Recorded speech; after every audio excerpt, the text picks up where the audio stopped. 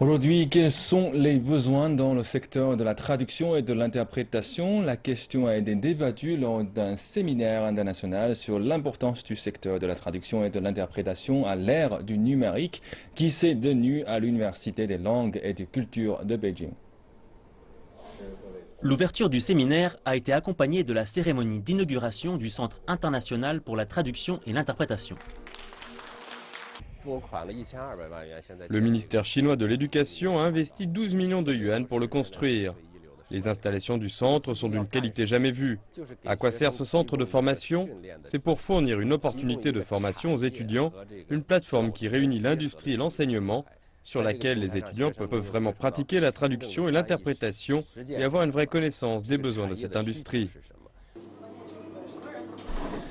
Les experts internationaux et professionnels du secteur n'ont pas seulement été impressionnés par ces installations de formation, mais aussi par la rapidité de l'adhésion de la BLCU à la SWITI, la conférence internationale permanente des instituts universitaires, des traducteurs et des interprètes.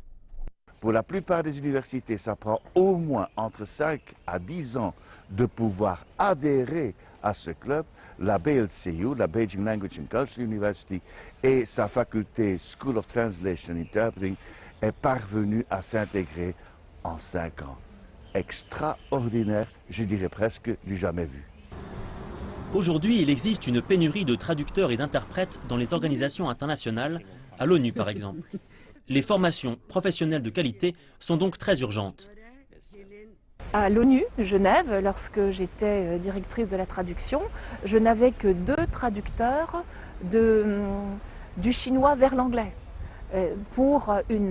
Parfois, un document nous arrivait de 300-400 pages et ça prenait un temps considérable pour le traduire parce que nous n'avions pas les ressources. Donc là, il y a un vrai besoin de formation et de renforcement des compétences dans ce domaine.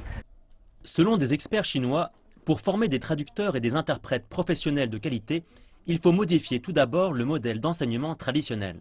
En classe, ce sont des enseignants qui parlent tout le temps, 50 minutes ou 100 minutes. Et là maintenant, la plupart du temps, ce sont des étudiants qui travaillent, toujours en activité. Donc c'est comme ça qu'on forme des gens de compétences ou de qualité qu'on veut ou qu'ont besoin le marché. Les experts participants au séminaire sont également d'accord sur le fait que la bonne maîtrise de la langue maternelle est aussi importante que la formation en langue étrangère.